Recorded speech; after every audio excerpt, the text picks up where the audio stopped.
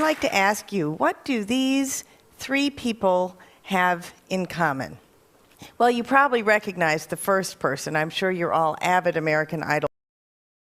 But you might not recognize Ida Al-Jahani, who is a contestant, indeed a finalist, in the Poet of the Millions competition, which is broadcast out of Abu Dhabi and seen throughout the Arab world.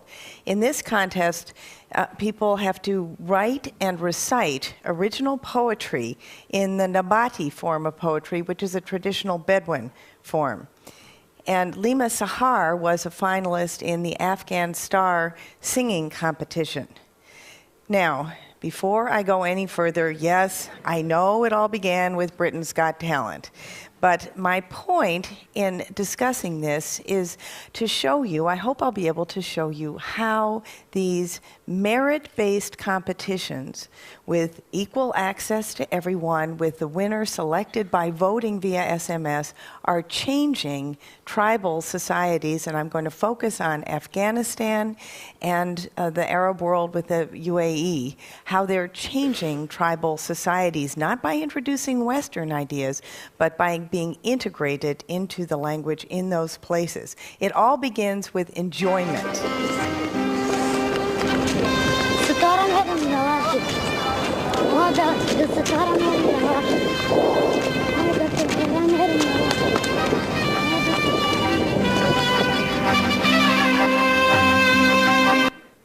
These programs are reaching incredibly deeply into society. In Afghanistan, people go to extraordinary lengths to be able to watch this program. And you don't necessarily have to have your own TV set. People watch it all over the country, also in public places. But it goes beyond watching, because also part of this is campaigning. People become so engaged that they have volunteers, just like political volunteers anyway, who fan out over the countryside campaigning for their candidate. The contestants also put themselves forward. Now, and of course, there's a certain degree of ethnic allegiance, but not entirely, because each year the winner has come from a different tribal group. This has opened up the door particularly for women, and in the last season there were two women in the finalists. One of them, Lima Sahar, is a Pashtun from Kandahar, a very conservative part of the country. And here she relates in the documentary film Afghan Star how her friends urged her not to do this and told her that she was leaving them for democracy. But she also confides that she knows that members of the Taliban are actually SMSing votes in for her. Ida Al-Jahani also took risks and put herself out to compete in the Poet of the Millions competition. I have to say her husband backed her from the start, but her tribe and family urged her not to compete and were very much against it. But once she started to win, then they got behind her again. It turns out that competition and winning is a universal human value.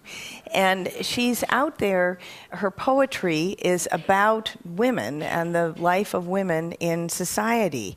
So just by presenting herself and being in competition with men, this shows the voting on the program, it sets a very important example for young women. These are young women in the audience of the program in Abu Dhabi, but also people in the viewing audience. Now, you'd think that American Idol would introduce a measure of Americanization, but actually just the opposite is happening. By using this engaging popular format for traditional local culture, it actually, in the Gulf, is precipitating a revival of interest in Nabati poetry, also in traditional dress and dance and music.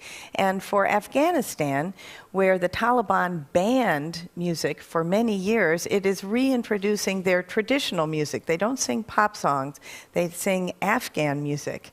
And they also have learned how to lose gracefully without avenging the winner. And no small thing.